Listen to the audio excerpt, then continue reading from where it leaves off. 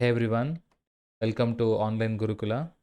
This is the part 2 video of the chapter 1 of first PUC biology or class 11 biology syllabus, that is the living world. Let's get started.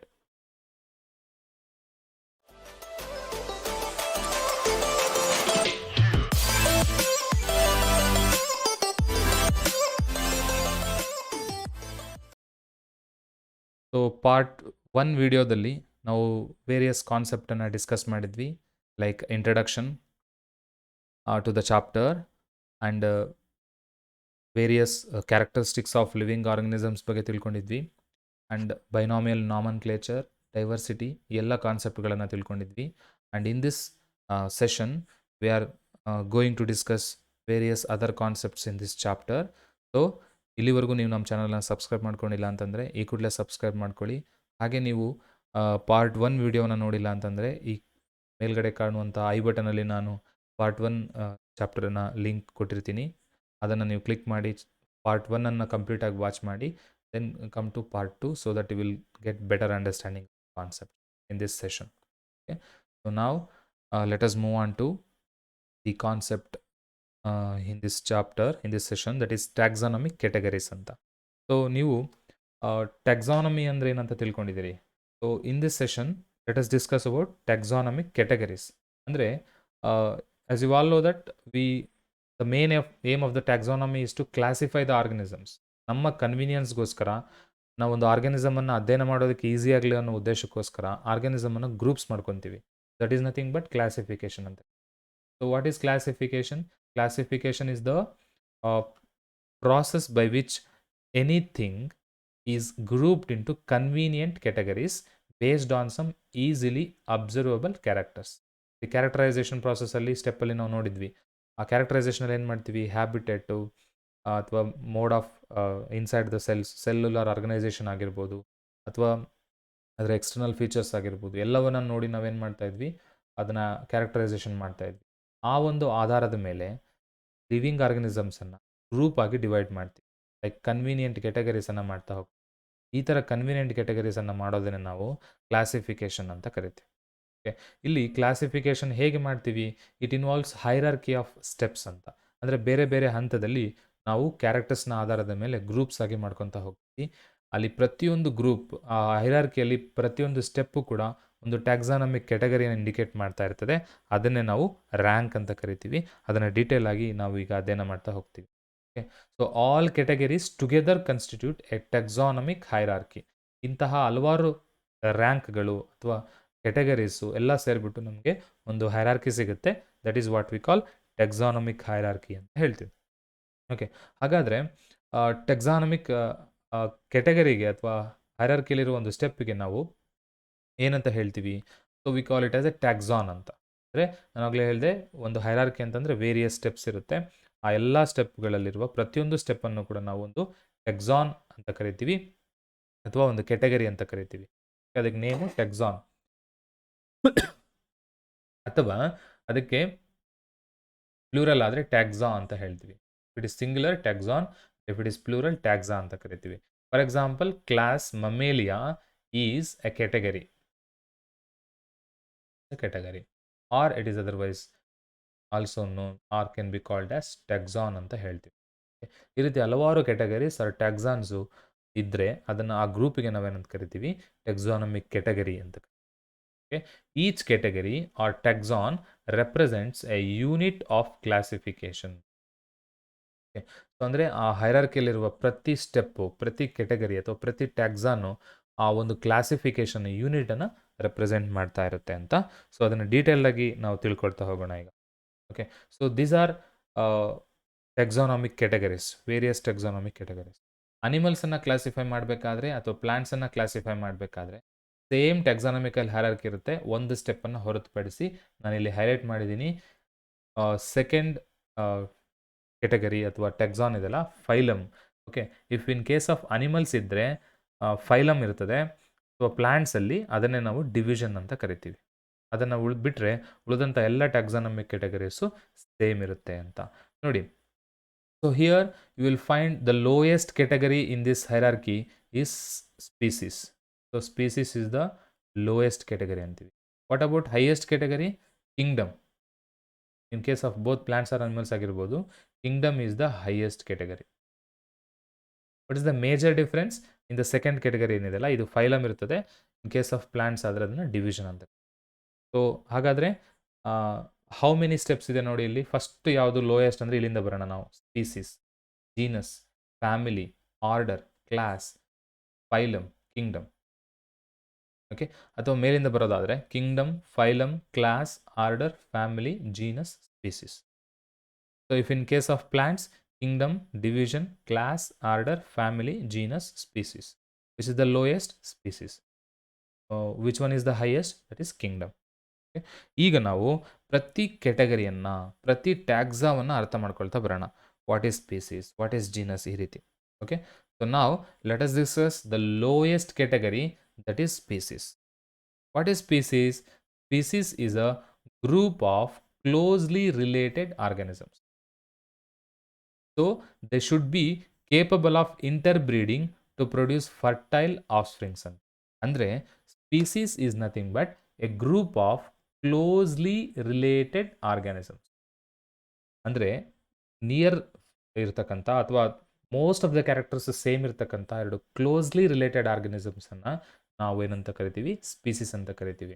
ಆ species ಹೇಗಿರಬೇಕು ಅಥವಾ organisms ಹೇಗಿರಬೇಕು ಅಂತಂದರೆ, they should be capable of inter breeding. Okay, ಆ species ನಡುವೆ breeding ಆಗುವಂತಹ ಒಂದು ಕ್ಯಾರೆಕ್ಟರ್ನ ಹೊಂದಿರಬೇಕು. ಅಂತಹ ಒಂದು ಸ್ಪೀಸಿಸು ಬ್ರೀಡ್ ಆದಮೇಲೆ ಎಂತಹ ಆಫ್ಸ್ಪ್ರಿಂಗ್ಸನ್ನು ಕೊಡಬೇಕು? ಫರ್ಟೈಲ್ ಆಫ್ಸ್ಪ್ರಿಂಗ್ಸನ್ನು ಕೊಡಬೇಕು. ಈ ರೀತಿ ಒಂದು ಗ್ರೂಪ್ ಆಫ್ ಆರ್ಗನಿಸಮ್ ಸ್ಪೀಸಿಸ್ ಅಂತ ಕರಿತೀವಿ. As you all know, species is the lowest category. Okay, so ಇಲ್ಲೊಂದು ಟೇಬಲ್ ಇದೆ. ಇಲ್ಲೊಂದಷ್ಟು ಎಕ್ಸಾಂಪಲ್ಸನ್ನು ನಾನು ಕೊಟ್ಟಿದ್ದೀನಿ ನೋಡಿ. ಇಲ್ಲಿ ಮ್ಯಾಂಗೋ ಒಂದು organism, that is common name of this substance. ಅದು ಮ್ಯಾಂಗೋ ಇದೆ ಇಲ್ಲಿ, ಒಂದು ಪ್ಲ್ಯಾಂಟ್. ಓಕೆ, ಅದರಲ್ಲಿ ಈ ಲಾಸ್ಟ್ಗಿರೋದು ನೀವು ಬೈನಾಮಿಯಲ್ ನಾಮನ್ಕ್ಲೇಚರಲ್ಲಿ ಪಾರ್ಟ್ 1 ಹೇಳಿದ್ದೀನಿ ನಾನು. ಸೊ 2 ನೇಮ್ಸ್ ಇರುತ್ತೆ, ಒಂದು ಜೀನಸ್ ನೇಮ್, ಇನ್ನೊಂದು ಸ್ಪೀಸಿಸ್ ನೇಮ್ ಅಂತ. So the concept you are going to discuss is species ಅಲ್ವಾ. ಸೊ ಇಲ್ಲಿ ಸ್ಪೀಸಿಸ್ ಅಷ್ಟೇ ನೋಡ್ತಾ ಹೋಗೋಣ ನಾವು. Indica is a species, tuberosum, nigrum, melongena, Leo, Tigris, Pardas, Sapiens, they are all species. Okay. So they are group of individuals which can interbreed each other and they produce fertile offsprings. Okay. So ಇದನ್ನು ನಾವು lowest category ಅಂತ ಕರಿತೀವಿ. Similar characters maximum ಇರುತ್ತೆ ಇಲ್ಲಿ. Maximum ಅನ್ನೋದಕ್ಕೇನು, ಅಲ್ಲಿರುವಂಥ ಎಲ್ಲ ಆರ್ಗನಿಸಮ್ಗಳು ಒಂದೇ ಗುಂಪಿಗೆ ಸೇರಿರ್ತಕ್ಕಂತಹ ಆರ್ಗನಿಸಮ್ಸ್ ಆಗಿರುತ್ತೆ. So that V call it A species ಅಂತ. ಓಕೆ, ನೆಕ್ಸ್ಟ್ ಕೆಟಗರಿ ಯಾವುದು ಅಂದರೆ genus.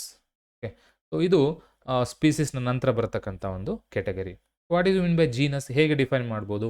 It is the aggregate of closely related species.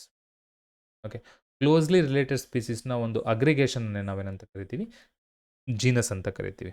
Okay, ಅಲ್ಲಿ ಇಂಟರ್ಬ್ರೀಡ್ ಆಗಿ ಫರ್ಟೈಲ್ ಆಫ್ಸ್ಪ್ರಿಂಗ್ಸ್ ಕೊಡುವಂತಹ ಒಂದಷ್ಟು ಕ್ಲೋಸ್ಲಿ ರಿಲೇಟೆಡ್ ಆರ್ಗನಿಸಮ್ಸನ್ನು ಸ್ಪೀಸಿಸ್ ಅಂದಲ್ಲ, ಆ ರೀತಿ ಹಲವಾರು ಸ್ಪೀಸಿಸ್ಗಳ ಒಂದು ಗುಂಪನ್ನು, ಅಗ್ರಿಗೇಟನ್ನು ನಾವೇನಂತೀವಿ? ಜೀನಸ್ ಅಂತ ಕರಿತೀವಿ. ಇಲ್ಲಿ ಅಬ್ಸರ್ವ್ ಮಾಡಿ, ಜೀನಸ್ ನೇಮನ್ನು ಅಷ್ಟೇ ಅಬ್ಸರ್ವ್ ಮಾಡ್ತಾ ಹೋಗೋಣ. Okay, so here you will find Solanum and Solanum, 3 ಇದೆ ನೋಡಿ. Okay, what about genus Panthera? 3 examples ಇದೆ. ಈ ಪ್ಯಾಂಥರ ಅಂದರೆ ಇದನ್ನು ಒಂದೇ ಅಂತ ಕನ್ಸಿಡರ್ ಮಾಡಿಕೊಂಡ್ರೆ, ಈ ಪ್ಯಾಂಥರದಲ್ಲಿ 3 ರೀತಿಯ ಆರ್ಗನಿಸಮ್ಸ್ ಬರುತ್ತೆ, 3 ಸ್ಪೀಸಿಸ್ ಬರುತ್ತೆ. ನಾವಾಗಲೇ ಹೇಳಿದೆ, ಸ್ಪೀಸೀಸ್ನ ಅಗ್ರಿಗೇಷನ್ನೇ ಜೀನಸ್ ಅಂತ.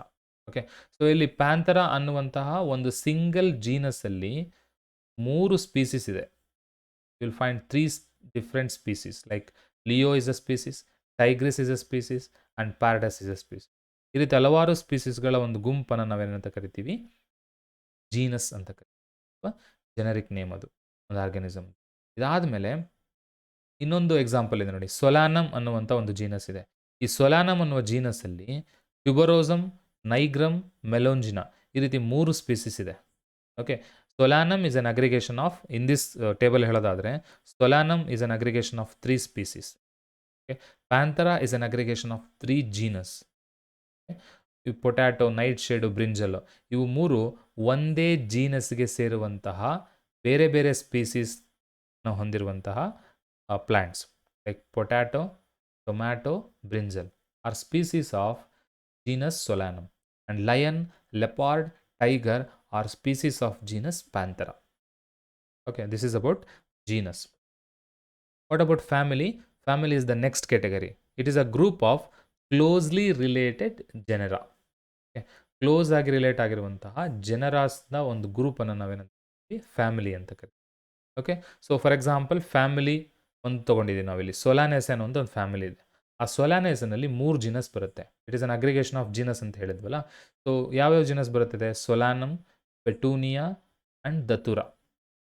ಈ 3 ಜಿನಸ್ಗಳು ಒಂದೇ ಫ್ಯಾಮಿಲಿಗೆ ಸೇರ್ತವೆ ಬೇಸ್ಡ್ ಆನ್ ಕ್ಲೋಸ್ ರಿಲೇಷನ್ಶಿಪ್ ಅಷ್ಟೇ ಇಲ್ಲಿ. ಸೊ ಕಾಮನ್ ಕ್ಯಾರೆಕ್ಟರ್ಸ್ ಇತ್ತಂತಂದರೆ ಈ ಮೂರನ್ನು ಕೂಡ ಒಂದೇ ಫ್ಯಾಮಿಲಿಗೆ ಸೇರಿಸ್ತೀವಿ. ಜೀನಸ್ ನಡುವೆ ಕಾಮನ್ ಕ್ಯಾರೆಕ್ಟರ್ಸ್ ಇರ್ತಾ ಹೋಗುತ್ತೆ. ಹಾಗಾಗಿ we will include that in a single family called Solanaceae ಅಂತ ಹೇಳ್ತೀವಿ. ಇನ್ನು ಅನಿಮಲ್ಸ್ಗೆ ಬಂದರೆ ಫೆಲಿಡೆ ಅಂತ ಒಂದು ಫ್ಯಾಮಿಲಿ ಇದೆ. ಓಕೆ, ಸೊ ಆ ಫೆಲಿಡೆ ಫ್ಯಾಮಿಲಿಯಲ್ಲಿ 2 ಜೀನಸ್ ಬರುತ್ತೆ. ಒಂದು ಪ್ಯಾಂಥೆರಾ, ಇನ್ನೊಂದು ಫೆಲಿಸ್. ಓಕೆ, ಇಲ್ಲಿ ಕಾಮನ್ ಕ್ಯಾರೆಕ್ಟರ್ಸ್ ಇರೋದ್ರಿಂದ 2 ಜೀನಸ್ಗಳನ್ನು ಒಟ್ಟಾಗಿ ಸೇರಿಸಿ ಒಂದು ಹೈಯೆಸ್ಟ್ ಕ್ಯಾಟಗರಿ, ಅದರ ನೆಕ್ಸ್ಟ್ ಕ್ಯಾಟಗರಿ ಮಾಡ್ತೀವಿ, that is family. So Felidae ಅನ್ನುವಂಥ ಫ್ಯಾಮಿಲಿಯಲ್ಲಿ ಜೀನಸ್ ಪ್ಯಾಂಥೆರಾ, ಜೀನಸ್ ಫೆಲಿಸ್ 2 ಬರುತ್ತೆ. ಓಕೆ, ಸೊ ನೆಕ್ಸ್ಟ್ ಯಾವುದು? Order. Order is simple, it is an assemblage of related families ಅಷ್ಟೇ. ಓಕೆ, ಸೊ ಹಲವಾರು ರಿಲೇಟೆಡ್ ಫ್ಯಾಮಿಲೀಸ್ ಸೇರಿ ಒಂದು ಆರ್ಡರ್ ಆಗುತ್ತೆ. Here the difference is the similar characters are less in number as compared to the different genera included in a family.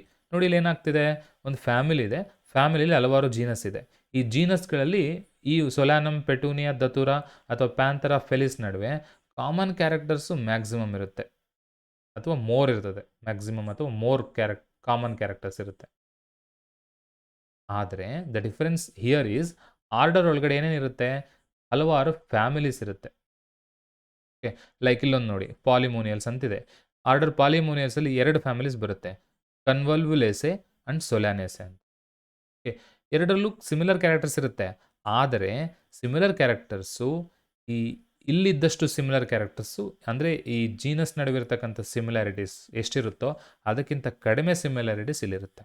ಅಂದರೆ as we move towards the highest ಕ್ಯಾಟಗರಿಗೆ ಹೋದ ಹಾಗೆಲ್ಲ common characters ಕಡಿಮೆ ಆಗ್ತಾ ಹೋಗುತ್ತೆ. ಅದು ನೆನಪಿರಲಿ ನಿಮಗೆ. ಓಕೆ, ಆರ್ಡರ್ ಪಾಲಿಮೋನಿಯಲ್ಸಲ್ಲಿ 2 ಫ್ಯಾಮಿಲಿ ಬರುತ್ತೆ, ಕನ್ವಲ್ವುಲೇಸೆ ಆ್ಯಂಡ್ ಸೊಲಾನೆಸೆ. ಇನ್ನೊಂದು ಆರ್ಡರ್ ಕಾರ್ನಿವೋರಾ ಅಂತಿದೆ. ಕಾರ್ನಿವೋರಾದಲ್ಲಿ 2 ಫ್ಯಾಮಿಲಿ ಬರ್ತದೆ, ಫೆಲಿಡೆ ಮತ್ತು ಕ್ಯಾನಿಡೆ ಅಂತ. Okay, so these are some of the examples of orders. Okay, next category ಯಾವುದು? Class. Class is the assemblage of related orders ಅಷ್ಟೇ. ಓಕೆ, ಈ ಹಿಂದಿನ ಕ್ಯಾಟಗರಿನ ಅಸೆಂಬಲೈಸ್ ಮಾಡಿದರೆ ಅಥವಾ ಕ್ಲಬ್ ಮಾಡಿದರೆ ನಮಗೆ ಸಿಗ್ತಕ್ಕಂಥದ್ದೇ ನೆಕ್ಸ್ಟ್ ಕ್ಯಾಟಗರಿ ಅಂತೀವಿ. ಇಲ್ಲಿ ಆ ಫ್ಯಾಮಿಲಿಗಳೆಲ್ಲ ಸೇರಿ ಆರ್ಡರ್ ಆಯ್ತಲ್ಲ, ಹಾಗೆ ಆರ್ಡರ್ಗಳೆಲ್ಲ ಸೇರಿ ಒಂದು ಕ್ಲಾಸ್ ಆಗುತ್ತೆ ಅಷ್ಟೇ ಇಲ್ಲಿ. ಓಕೆ, ಸೊ ಕೆಲವು ಎಕ್ಸಾಂಪಲ್ಸನ್ನು ನೋಡೋಣ.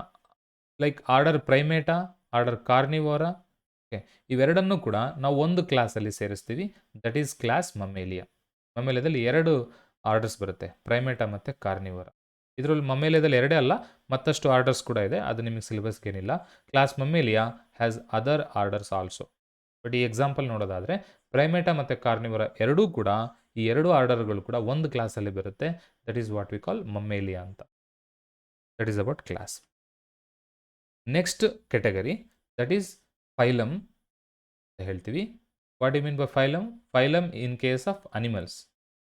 ಅನಿಮಲ್ ಕ್ಲಾಸಿಫಿಕೇಶನ್ ಮಾಡಿದ್ರೆ ಯಾವ ಟ್ಯಾಕ್ಸ್ ಏನು ಮಾಡ್ತೀವಿ? ಫೈಲಮ್ ಹೇಳ್ತೀವಿ. ಒಂದು ವೇಳೆ ಪ್ಲಾಂಟ್ ಕ್ಲಾಸಿಫಿಕೇಶನ್ ಮಾಡಿದ್ರೆ ಅದನ್ನೇ ನಾವು ಡಿವಿಷನ್ ಅಂತಲೂ ತೊಗೊಳ್ತೀವಿ. It is the assemblage of related classes.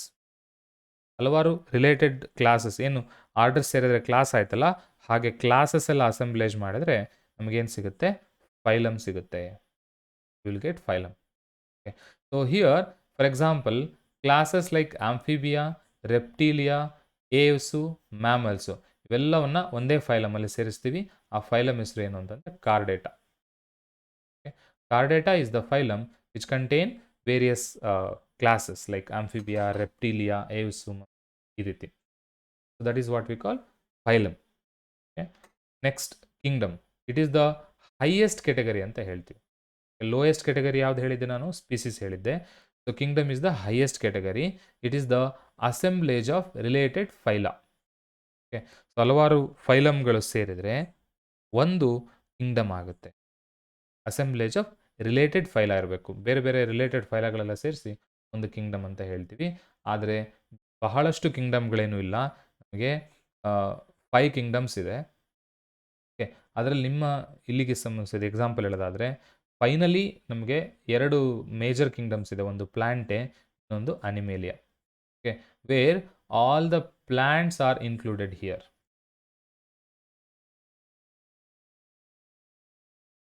All the plants are included in the kingdom Plantae, and all the animals are included in the kingdom Animalia. Okay? ಮತ್ತೆ 5 kingdom classification ಅದೆಲ್ಲ next ಚಾಪ್ಟರ್ಲಿ ಬರುತ್ತೆ, ಅವಾಗ ನಿಮಗೆ explain ಮಾಡ್ತೀನಿ ನಾನು. So ಈ ರೀತಿ we will find various taxonomic categories ಅಂತ.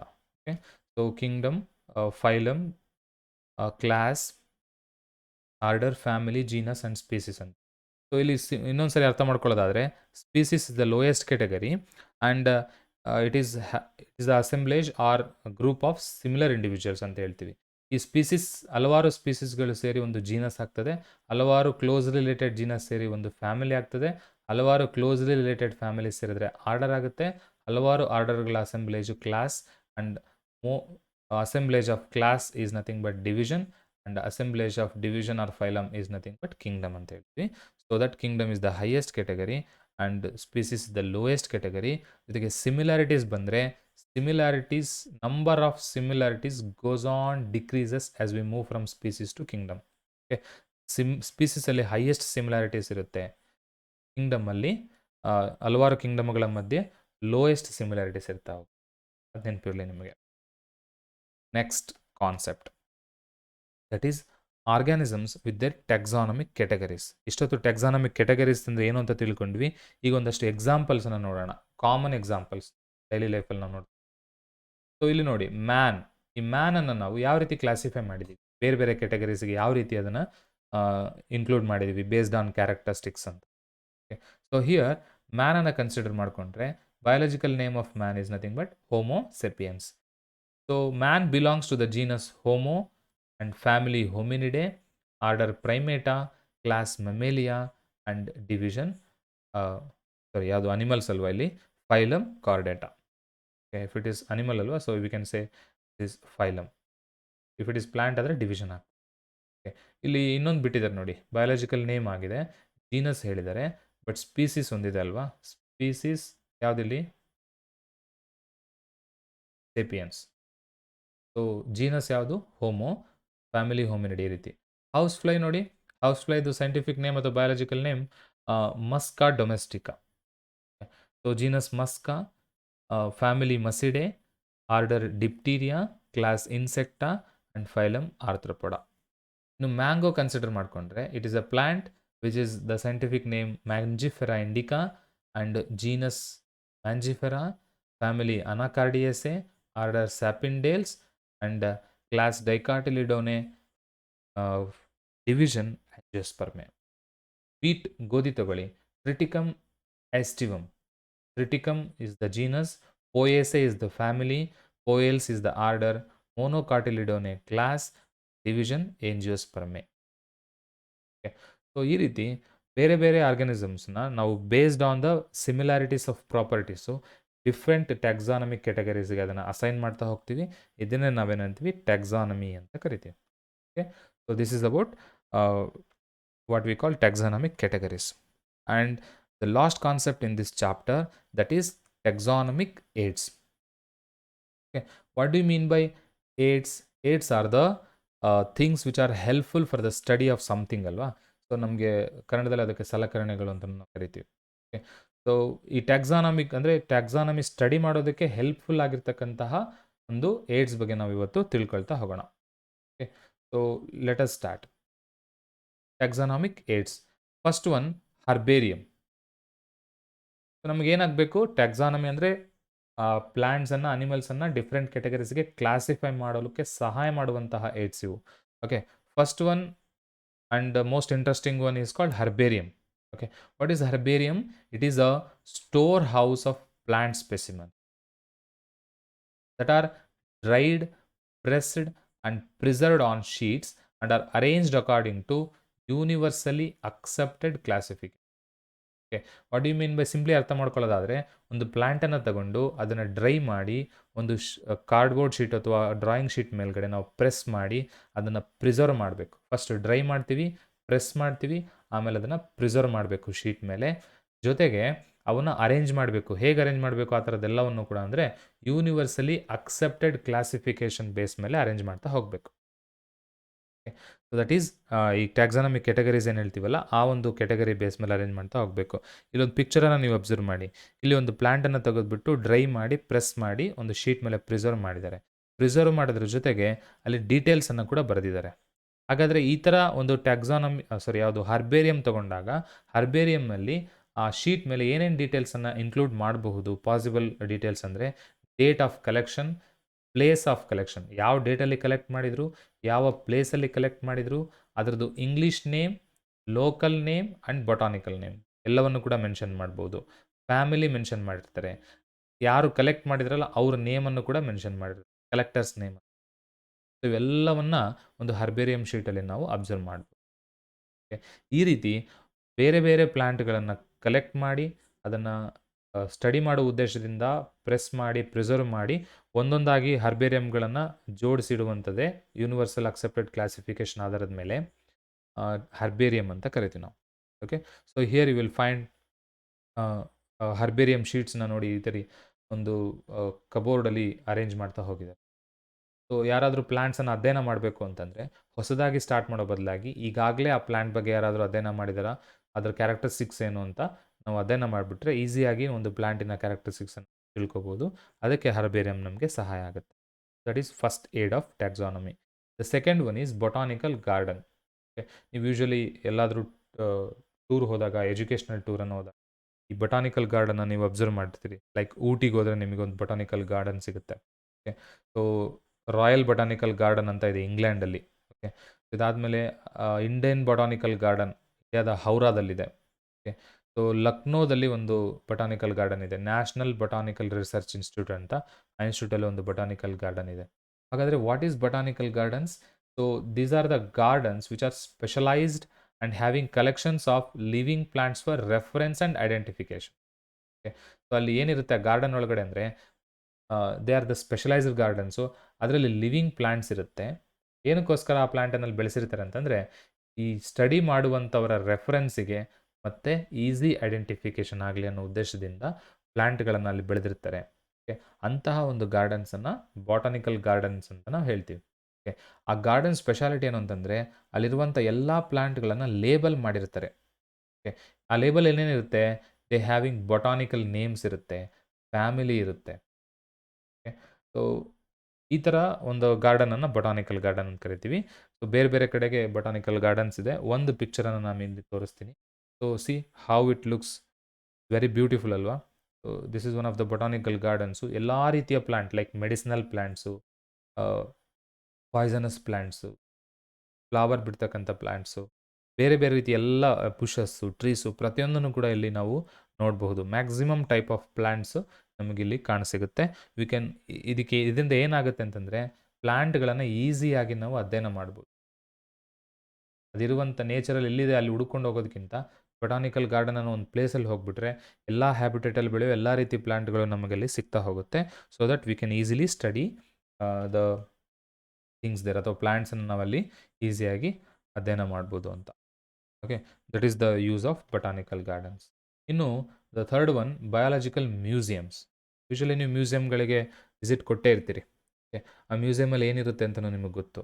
So museum is a collection of preserved plants and animals for study and reference. ಇಲ್ಲೂ ಕೂಡ ಸ್ಟಡಿ ಮಾಡೋದಕ್ಕೆ, ರೆಫರೆನ್ಸ್ ಮಾಡೋದಕ್ಕೆ ಪ್ಲ್ಯಾಂಟು ಮತ್ತು ಅನಿಮಲ್ಗಳನ್ನು ಪ್ರಿಸರ್ವ್ ಮಾಡಿರ್ತಾರೆ. What is the difference between botanical garden and biological museum? ಇಲ್ಲೂ ಕೂಡ ಪ್ಲ್ಯಾಂಟ್ಸ್, ಬೊಟಾನಿಕಲ್ ಅಂತಂದರೆ botany, that is nothing but it is only related to plants. Okay, but ಇಲ್ಲಿ ಬಯಾಲಜಿಕಲ್ ಮ್ಯೂಸಿಯಮಲ್ಲಿ ಪ್ಲ್ಯಾಂಟ್ಸ್ ಇರುತ್ತೆ, ಅನಿಮಲ್ಸ್ ಇರುತ್ತೆ, ಆದರೆ ಅದು ಲಿವಿಂಗ್ ಇರೋದಿಲ್ಲ, ಅದು ಪ್ರಿಸರ್ವ್ಡ್ ಇರುತ್ತೆ, ಪ್ರಿಸರ್ವ್ ಮಾಡಿರ್ತಾರೆ. ಏನಕ್ಕೋಸ್ಕರ ಪ್ರಿಸರ್ವ್ ಮಾಡಿರ್ತಾರೆ? ಸ್ಟಡಿ ಮತ್ತು ರೆಫರೆನ್ಸಿಗೋಸ್ಕರ. ಹಾಗಾದರೆ ಮ್ಯೂಸಿಯಮಲ್ಲಿ ಏನೇನಿರುತ್ತೆ ನೋಡಿ? A museum contains specimens preserved in a preservative solution and they are kept in containers or jars. ಒಂದು ಆರ್ಗ್ಯಾನಿಸಮನ್ನು ತೊಗೊಂಡು ಲೈಕ್ ಪ್ಲ್ಯಾಂಟ್ ಆರ್ ಅನಿಮಲ್ಲು ಅದನ್ನು ಕೆಮಿಕಲ್ ಒಳಗಡೆ ಹಾಕಿ ಹಲವಾರು ಜಾರ್ಗಳಲ್ಲಿ ಅದನ್ನು ಪ್ರಿಸರ್ವ್ ಮಾಡಿ ಇಟ್ಟಿರ್ತಾರೆ. ಇನ್ನು ಏನಿರ್ಬೋದು ಮ್ಯೂಸಿಯಮಲ್ಲಿ? ಪ್ರಿಸರ್ವ್ಡ್ ಡ್ರೈ ಸ್ಪೆಸಿಮನ್ಸ್ ಇರ್ಬೋದು. Okay, it may even contain dry specimens of plants ಮತ್ತು ಅನಿಮಲ್ಸ್ ಇರ್ತದೆ. Like it also contain some insects, okay, preserved in insect boxes after collecting, killing and pinning. ಇನ್ಸೆಕ್ಟ್ಗಳನ್ನು ಕಲೆಕ್ಟ್ ಮಾಡೋದೇ ಒಂದು ಸ್ಪೆಷಲ್ ಪ್ರೊಸೀಜರ್ ಇದೆ. ಅಲ್ಲಿ ಏನು ಮಾಡ್ತಾರೆ ಅಂತಂದರೆ, ಇನ್ಸೆಕ್ಟ್ ಕಲೆಕ್ಷನ್ ಬಾಕ್ಸ್ ಅಂತ ಇರ್ತದೆ. ಫಸ್ಟ್ ಏನು ಮಾಡ್ತಾರೆ, ಇನ್ಸೆಕ್ಟ್ಗಳನ್ನು ಕಲೆಕ್ಟ್ ಮಾಡಿ ಅದನ್ನು ಸಾಯಿಸಿ, ಅಂದರೆ ಕಿಲ್ ಮಾಡಿ, ಅದನ್ನು ತುಂಬ ಸೆನ್ಸಿಟಿವ್ ಪಾರ್ಟ್ಸ್ ಇರೋದ್ರಿಂದ ಅದರಲ್ಲಿ ಅದನ್ನು ಪಿನ್ ಮಾಡಿ ಆ ಬಾಕ್ಸ್ ಒಳಗಡೆ ಅದನ್ನು ಸೇಫಾಗಿ ಇಟ್ಟಿರ್ತಾರೆ. ಈ ಥರದ ಇನ್ಸೆಕ್ಟ್ಗಳು ಕೂಡ ನಮಗೆ ಮ್ಯೂಸಿಯಮಲ್ಲಿ ನೋಡ್ಬೋದು. ಅದಾದಮೇಲೆ ಲಾರ್ಜ್ ಅನಿಮಲ್ಸ್ ಇರ್ತವೆ, ಲೈಕ್ ಬರ್ಡ್ಸ್ ಇರ್ತದೆ, ಓಕೆ, ಮ್ಯಾಮಲ್ಸ್ ಇರುತ್ತೆ. ಇದನ್ನೆಲ್ಲ ಸ್ಟಫಿಂಗ್ ಮಾಡಿರ್ತಾರೆ. ಓಕೆ, ಸೊ ಅಂದರೆ ಒಂದು ಪ್ರಿಸರ್ವೇಷನ್ ಮೆಥಡ್ ಅದು ಸ್ಟಫಿಂಗ್ ಅನ್ನೋದು. ಆ ಥರ ಒಂದು ಅನಿಮಲ್ಗಳನ್ನು, ಬರ್ಡ್ಸನ್ನು, ದೊಡ್ಡ ದೊಡ್ಡ ಅನಿಮಲ್ಗಳನ್ನು ಸ್ಟಫ್ ಮಾಡಿರ್ತಾರೆ. ಅದಾದಮೇಲೆ ಅನಿಮಲ್ಗಳ ಸ್ಕೆಲಿಟನ್ಗಳ ಕಲೆಕ್ಷನ್ಸು ಕೂಡ ಅಲ್ಲಿ ನಾವು ಕಾಣಿಸ್ಬೋದು. ಇಲ್ಲಿ ನೀವು ಅಬ್ಸರ್ವ್ ಮಾಡಿ, ಇಲ್ಲಿ ಒಂದು ಪಾರ್ಟ್ ಆಫ್ ಸ್ಕೆಲಿಟನ್ ನಮಗೆ ಕಾಣಿಸ್ತಾ ಹೋಗುತ್ತೆ. ಸೊ ಈ ರೀತಿ ಮ್ಯೂಸಿಯಂ ಒಳಗಡೆ ಪ್ಲಾಂಟ್ಸು ಮತ್ತು ಅನಿಮಲ್ಸು ಅಥವಾ ಇನ್ಸೆಕ್ಟ್ಗಳಿಗೆ ಸಂಬಂಧಿಸಿದಂತೆ ಅದರ ಪ್ರಿಸರ್ವ್ಡ್ ಸ್ಪೆಸಿಮನ್ಸನ್ನು ನಾವು ಅಲ್ಲಿ ಅಬ್ಸರ್ವ್ ಮಾಡ್ಬೋದು for easy study and reference.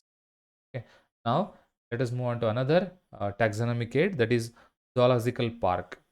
ಇದನ್ನು ಸಿಂಪಲ್ ಆಗಿ ನಾವು ಝೂ ಅಂತಲೂ ಕರಿಬೋದು. ನಿಮಗೆಲ್ಲರಿಗೂ ಚಿರಪರಿಚಯ ಇರುತ್ತೆ. ಝೂನಲ್ಲಿ various types of wild animals ಇರುತ್ತೆ.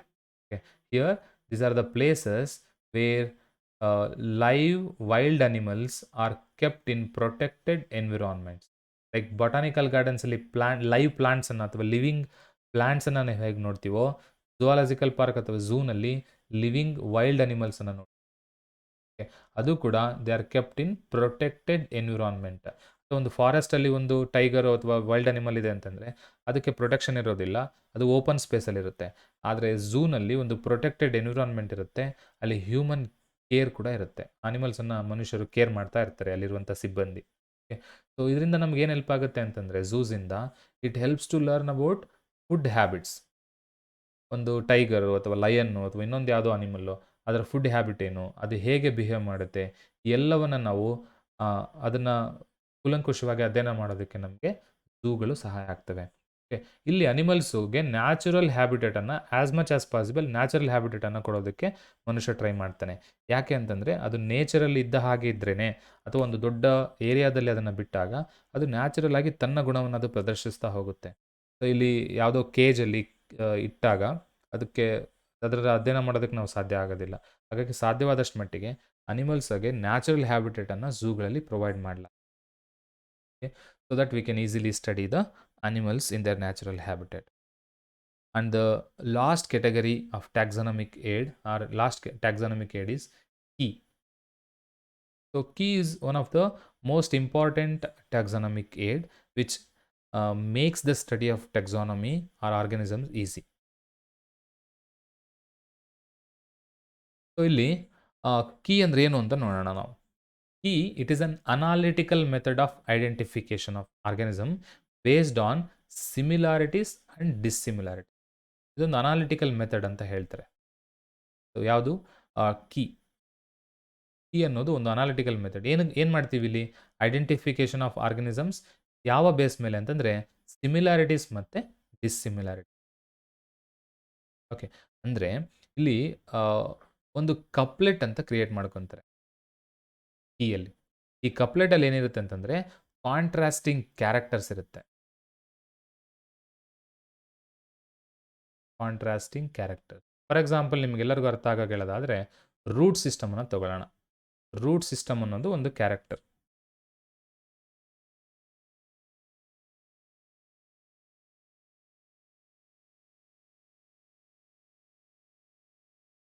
ಓಕೆ, ರೂಟ್ಗೆ ಯೂಶಲಿ 2 ಥರ ರೂಟ್ಸ್ ಇದೆ. ಒಂದು ಮೋನೋಕಾಟ್ ನೋಡೋದಾದರೆ, ಡೈಕಾಟ್ ನೋಡೋದಾದರೆ ಟ್ಯಾಪ್ ರೂಟ್ ಇರುತ್ತೆ. ಮೋನೋಕಾಟಲ್ಲಿ ಫೈಬ್ರಸ್ ರೂಟ್ ಸಿಸ್ಟಮ್ ಇರುತ್ತೆ. ಓಕೆ, ಇನ್ನು ವೆನೇಷನ್ ನೋಡೋಣ. ವೆನೇಷನ್ ಇದು ಕಾಂಪ್ಲೆಕ್ಸ್. ಆ್ಯಕ್ಚುಲಿ ನಾನು ಸಿಂಪಲ್ ಆಗಿ ನಿಮಗೆ ಹೇಳ್ತಾ ಇದ್ದೀನಿ. ಲೀಫ್ ವೆನೇಷನ್ 2 ಥರ ಇರುತ್ತೆ. ಒಂದು reticulate, another one is parallel. So key ಒಂದು ಆರ್ಗ್ಯಾನಿಸಮನ್ನು ಅಧ್ಯಯನ ಮಾಡೋದಕ್ಕೆ ಅಥವಾ ಗ್ರೂಪ್ ಮಾಡೋದಕ್ಕೆ ಯಾವ ರೀತಿ ಅದು ಸಹಾಯ ಆಗುತ್ತೆ ಅಂತ ನೋಡೋಣ. ಓಕೆ, ಇಫ್ ಇಟ್ ಈಸ್ ನಿಮಗೊಂದು ಪ್ಲಾಂಟ್ ಕೈ ಕೊಟ್ಟರೆ ಅದನ್ನು ರೂಟನ್ನು ಅಬ್ಸರ್ವ್ ಮಾಡಿ ಫಸ್ಟ್. ರೂಟ್ ಅಬ್ಸರ್ವ್ ಮಾಡಿ ಅದು ಟ್ಯಾಪ್ ರೂಟ್ ಆಗಿತ್ತು ಅಂತಂದರೆ ಈ ಕೀನಲ್ಲಿ ಅದಕ್ಕೆ ಮೆನ್ಷನ್ ಮಾಡಿರ್ತಾರೆ. If it is tap root, ನೀವು ಅದನ್ನು ಯಾವುದಕ್ಕೆ ಸೇರಿಸಬೇಕು ಅಂತಂದರೆ ಡೈಕಾಟ್ ಪ್ಲಾಂಟಿಗೆ ಸೇರಿಸಬೇಕು ಅಂತ. Okay, so if it is fibrous root ಅದನ್ನು ಮೋನೋಕಾಟ್ ಗ್ರೂಪಿಗೆ ಸೇರಿಸ್ತೀರಿ ಅಂತ. ವೆನೇಷನ್ ಅಬ್ಸರ್ವ್ ಮಾಡಿ. ಒಂದು ವೇಳೆ ನಿಮಗೆ ಕೊಟ್ಟಿರೋ ಪ್ಲಾಂಟಲ್ಲಿ ಟ್ಯಾಪ್ ರೂಟ್ ಇತ್ತು ಅಂತಂದರೆ ಆಬ್ವಿಯಸ್ಲಿ ಅದಕ್ಕೆ ರೆಟಿಕ್ಯುಲೇಟ್ ವೆನೇಷನ್ ಇರುತ್ತೆ. ಸೊ ದಟ್ ಈ ಎರಡು ಕ್ಯಾರೆಕ್ಟರ್ಗಳನ್ನು ಅಬ್ಸರ್ವ್ ಮಾಡಿ ನಾವು ಅದನ್ನು ಒಂದು ಗುಂಪಿಗೆ ಸೇರಿಸ್ತೀವಿ. That plant is dicot plant. Okay, ನಿಮಗೊಂದು ಪ್ಲಾಂಟ್ ಇದೆ, ಆ ಪ್ಲಾಂಟ್ ಒಳಗಡೆ ಪರ್ಸಿಸ್ಟೆಂಟ್ ಕೇಲಿಕ್ಸ್ ಇದೆ ಅಂತ ತಿಳ್ಕೊಳ್ಳಿ. ಈ ಪ್ಲಾಂಟ್ ಇದು ಫ್ಲವರ್ ಪಾರ್ಟ್ಸಲ್ಲಿ ಕೇಲಿಕ್ಸ್ ಕರೋಲಾ ಅಂತೆಲ್ಲ ಬರುತ್ತೆ.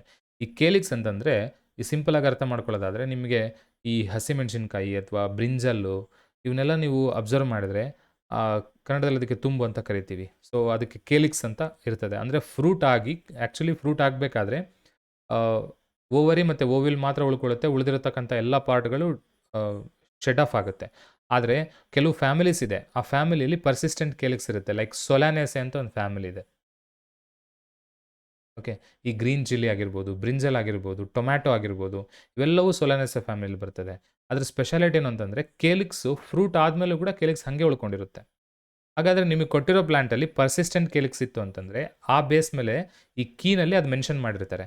ಆ ಬೇಸ್ ಮೇಲೆ ಏನು ಹೇಳ್ತೀರಿ, ಪರ್ಸಿಸ್ಟೆಂಟ್ ಕೇಲಿಕ್ಸ್ ಇದೆ ಅಂದರೆ ಅದು ಸೊಲಾನೇಸೆ ಫ್ಯಾಮಿಲಿಗೆ ಬಿಲಾಂಗ್ ಆಗುತ್ತೆ ಅಂತ ನಾವು ಈಸಿಯಾಗಿ ಐಡೆಂಟಿಫೈ ಮಾಡ್ತೀವಿ. ಓಕೆ, ಇಲ್ಲಿ ಸಿಮಿಲಾರಿಟೀಸ್, ಡಿಸ್ಸಿಮಿಲಾರಿಟೀಸ್ ಜೊತೆಗೆ ಕಾಂಟ್ರಾಸ್ಟಿಂಗ್ ಕ್ಯಾರೆಕ್ಟರ್ಸ್, ಈ ಎಲ್ಲ ವಿಷಯಗಳನ್ನು ಅಲ್ಲಿ ಏನು ಮಾಡಿರ್ತಾರೆ, ಪೇರ್ ಮಾಡಿ ಕೊಟ್ಟಿರ್ತಾರೆ. ಆ ಪೇರ್ ಆಫ್ ಕಾಂಟ್ರಾಸ್ಟಿಂಗ್ ಕ್ಯಾರೆಕ್ಟರ್ಗೆ ನಾವು ಕಪ್ಲೆಟ್ ಅಂತ ಕರಿತೀವಿ. Couple means pair of pair ಅಂತ ಅರ್ಥ.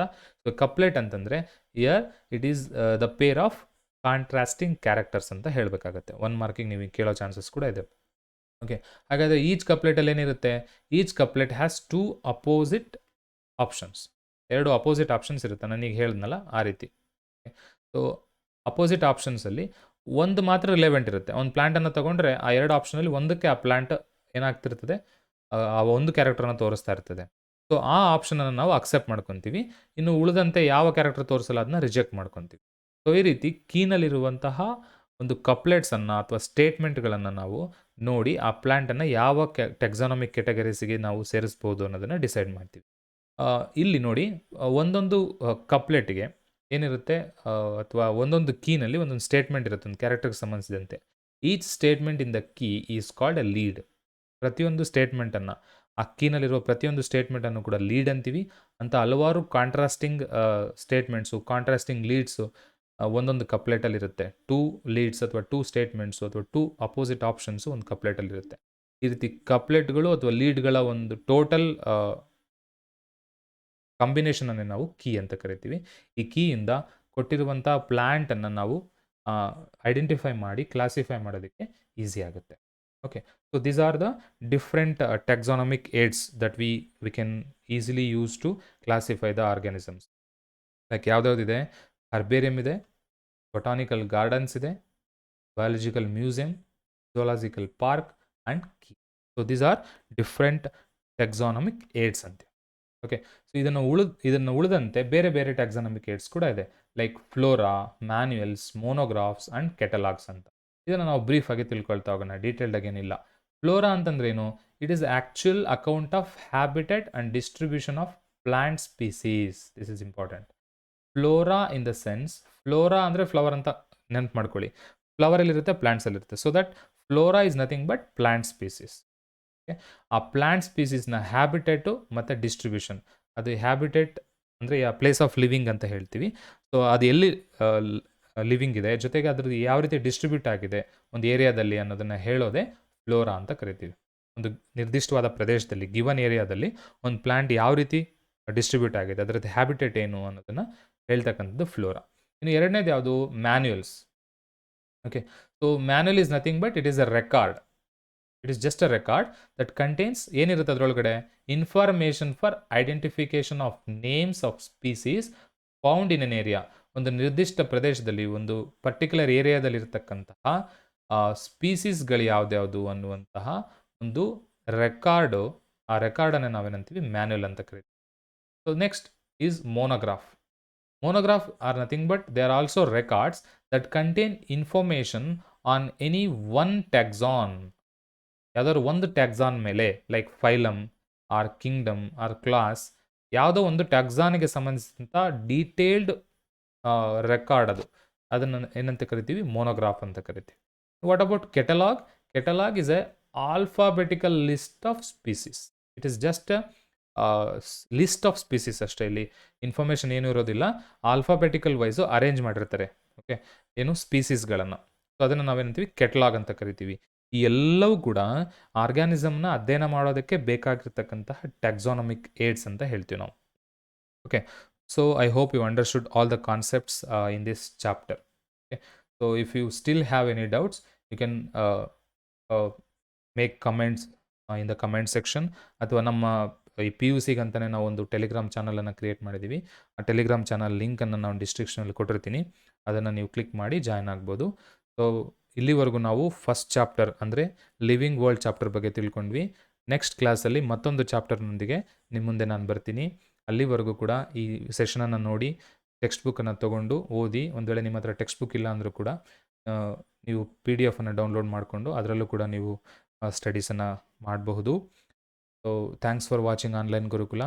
ಸಬ್ಸ್ಕ್ರೈಬ್ ಮಾಡ್ಕೊಳ್ಳೋದನ್ನು ಮರಿಬೇಡಿ, because you will get lots of videos, especially ಈ ಫಸ್ಟ್ PUC ಮತ್ತು ಸೆಕೆಂಡ್ PU ಸಿಲೆಬಸ್ ಜೊತೆಗೆ ನೀಟ್ ಎಕ್ಸಾಮ್ಗೂ ಕೂಡ ವೀಡಿಯೋಗಳನ್ನು ನಾವು ಈ ಚಾನಲಲ್ಲಿ ಅಪ್ಲೋಡ್ ಮಾಡ್ತಾ ಇರ್ತೀವಿ. ಹಾಗಾಗಿ ಅದು ಯಾವುದೂ ನಿಮಗೆ ಮಿಸ್ ಆಗಬಾರ್ದು, ಫ್ರೀಯಾಗಿ ನಿಮ್ಗೆ ಅದೆಲ್ಲ ಸಿಗುತ್ತೆ.